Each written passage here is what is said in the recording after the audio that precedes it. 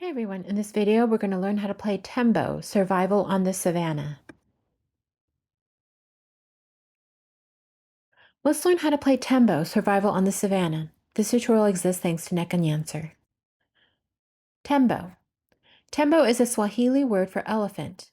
In this cooperative game, you lead a herd of elephants on a thrilling journey of survival across the savannah.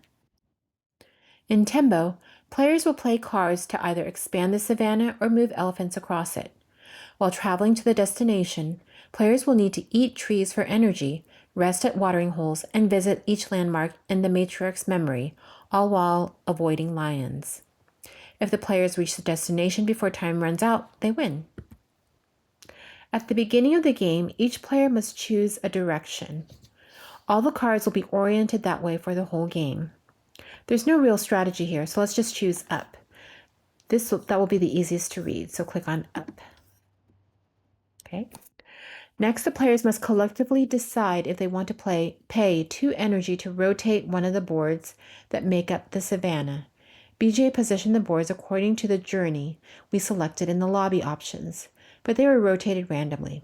Don't worry about this part for now. Just click do nothing. Okay. Now we're ready to take our first turn. On each player's turn, they must use one of the 3 cards to build their hand to build a savannah or place elephants. We'll start by building savannah. Building savannah involves playing one of the cards in our hand onto one of the empty savannah slots on the board and executing whatever action is indicated there. Each card has a rotating arrow or straight arrow in the corner, right here. Cards with rotating arrows can be rotated however we like. Cards with straight arrows cannot. When we place straight arrow cards on the board, they must follow the orientation that we selected at the beginning of the game. In other words, up. There are no rules regarding which slots on the board must be filled first, but right now I think we should fill out the slots near our matriarch, which is where our journey will begin. Right now you probably have the elephant's destination on your screen. Scroll down until you find the matriarch. Let's see, where is she? Oh, she's right here. Okay. Here's the matriarch we should build here. Select the straight arrow card in our hand and place it here. So this one, let's place it here. Okay. Great. When we place the card, we covered up this icon, the elephant plus 2. All players gain 2 rested elephants. Each player started the game with a total of 13 elephants, 11 in a 3 to 4 player game, as you can see in your player info panel. Let's see. Yeah, 8 plus 5 is 13. 3 of them started in the rested category. Let's see. And the remaining 2 were tired. So here they're tired because they're Z's and this is rested. Okay. When we gain 2 rested elephant, it actually means we move 2 elephants from the tired category to the rested. As you can see, we have 5 rested elephants now. That's it for our first turn. Now, note that when we ended our turn, we immediately drew a new card to replace the one we played. Next, our teammate will go. Let's see what they do. Our teammate built another section of savannah. They covered this icon, forcing them to select a teammate, not themselves. This teammate gained 4 rested elephants. We're in a 2-player game right now, so they chose us.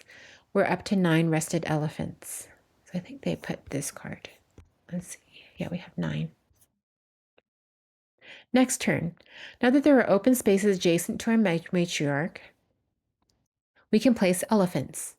Elephants can only be placed on empty spaces on the board, orthogonally or diagonally adjacent to either the matriarch or at least one other elephant, in the exact pattern shown on our selected card if they're rested. Let's try it. Select the second card in our hand, so this one. Click on Place Elephants at the top. Okay, if you hover over the board, you should be able to see a placement reticle. Okay, position it on the area we last built a turn like this. Okay, is it this one? Click Confirm at the top. Okay, place elephants. Okay, see what happens. Okay, there we go. We got 3 elephants. Excellent. There are a few things I need to point out. First of all, you probably noticed that our placement reticle has rotation buttons on it. That's because the card we selected was rotatable. When we use cards with straight arrows for elephant placement, we are not allowed to rotate the pattern. Second, note that 2 of our rested elephants were placed on this particular space instead of 1. Yes, there's 2, like one trunk up and one down. That's because it was marked as rough terrain, requiring 2 elephants to traverse. Finally, 2 of the spaces we placed on it had trees on them. Tree spaces are always in pairs. There are 4 tree tokens here, each of a different color. Okay.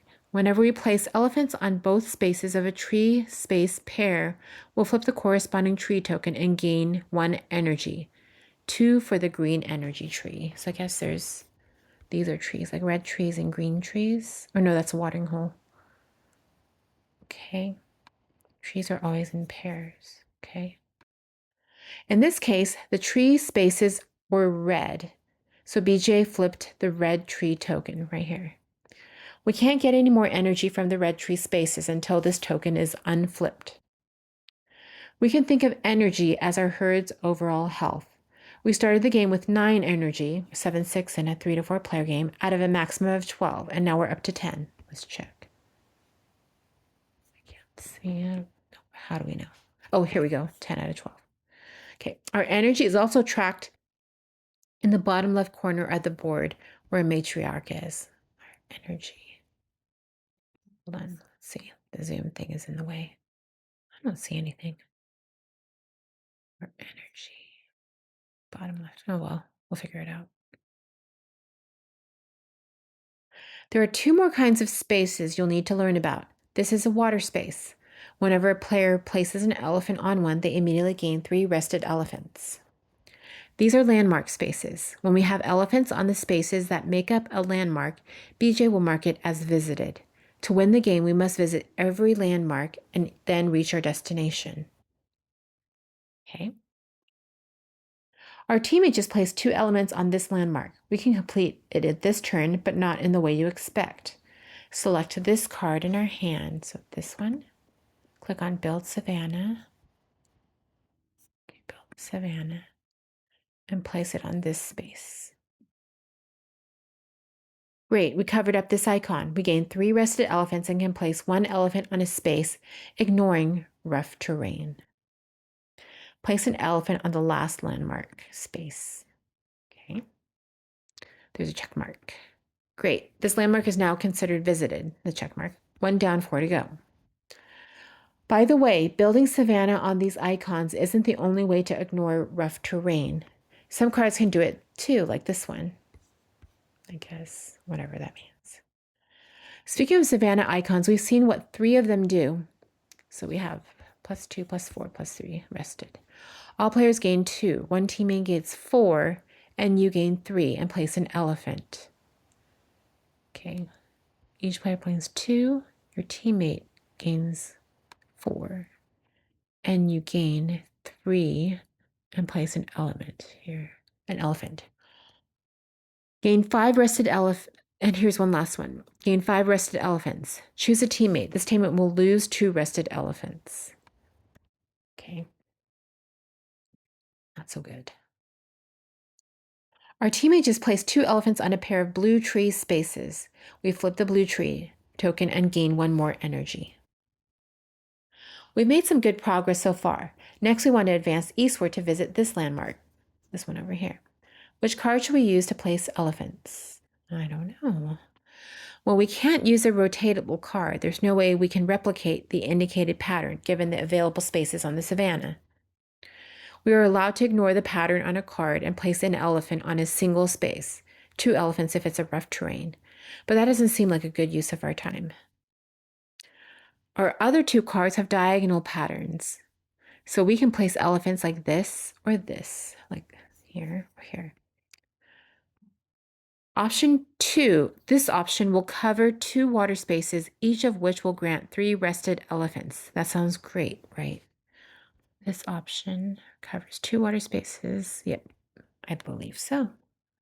Let's do it. Select this card, place it on, click place elephants. Where's that card? Oh, this card. Okay, place elephants and click on confirm. Wait, position like this. Which one?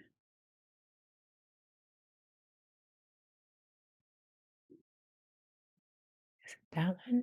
Or no, this one? There we go. Click confirm. Okay. Hey man, I don't think that was a good idea. Did you notice that you only had one tired elephant? I have 8 tired elephants. You wasted 2 water spaces that I desperately need.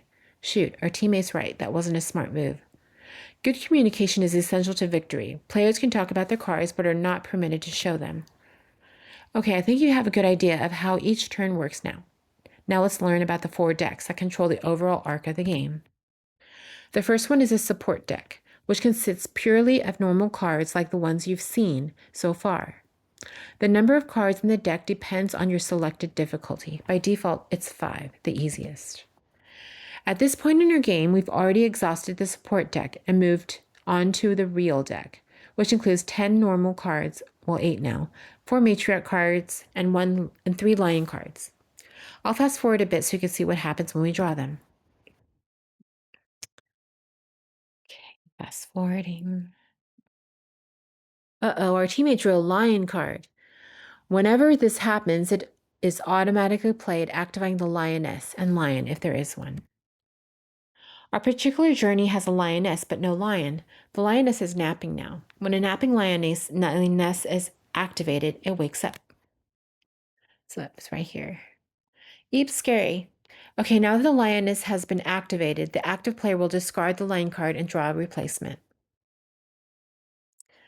Are you serious? Our teammate discarded the lion card and then drew another lion card, activating the lioness again. The lioness does not occupy individual spaces on the savanna. Instead, she occupies card-sized areas. When an awake lioness is activated, it moves into an orthogonally up, down, left, right adjacent area. It will always move toward the nearest elephants. If there are elephants in equidistant locations, BJ consults a lion compass and sends them in the direction with the lowest number. Let's see, where is it? Oh, right up here. Lion compass. In this case, these spaces are equally close to our elephants, but according to the compass, the lioness should travel east. If a lioness is activated when there are elephants in the area, it will not move. Instead, it will hunt. All the elephants in the area will be returned to the game box. We'll have fewer elephants for the rest of the game. If a lion hunts when the matriarch is in the area, some elephants will sacrifice themselves to protect her. Each player will return 1 rested elephant to the box. Yes, the matriarch can be on the same space as a lion. As you'll see, she can move. I'll fast forward a little more.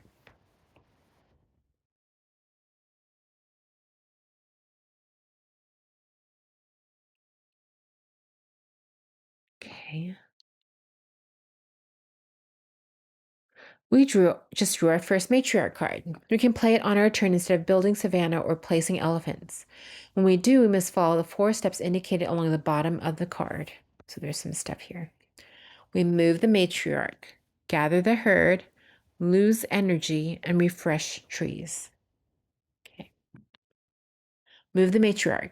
You must pick up the matriarch and place her on a valid savanna space that is adjacent to one of our elephants. For example, if we play the card next turn, we might choose to move her here, right there. Number 2, gather the herd. Once the matriarch is in her new spot, each player moves all their elephants from the border to the tired box. Lose 2 energy. Refresh trees. All flipped tree tokens are returned to their unflipped position so they can be flipped again to gain energy. In many cases, you'll want to wait for an ideal time before playing the matriarch card, but don't wait too long. If a player ends up with 2 matriarch cards in their hand, they must immediately play them. The effects are almost the same, but the herd will lose 5 energy instead of 2.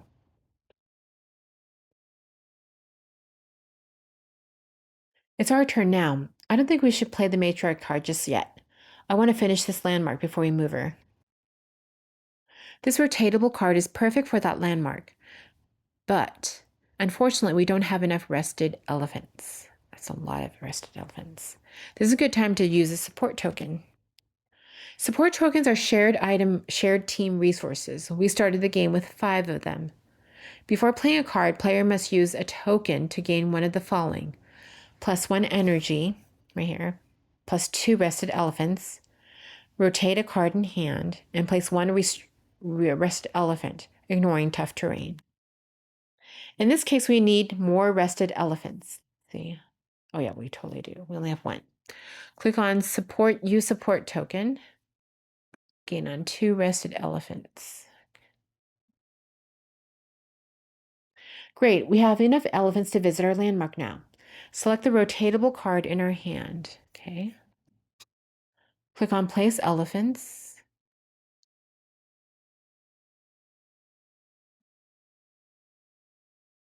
All right, put it on the reticle like this. Oh, here we go. Oops. There we go. Confirm. Uh-oh, we drew a second matriarch card. That will cost us a lot of energy, but at least we finished that landmark. We need to select a new space for the matriarch, so put her here. Where? Oh, here. There we go.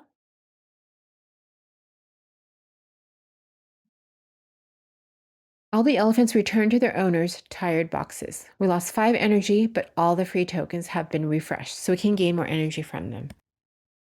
Okay, I think you've seen enough. If the players visit all the landmarks and then visit the destination, they win. If any of the following occurs, the players have 0 energy, a player needs to draw a card, but there are none left. Both lines are on the same space as the matriarch.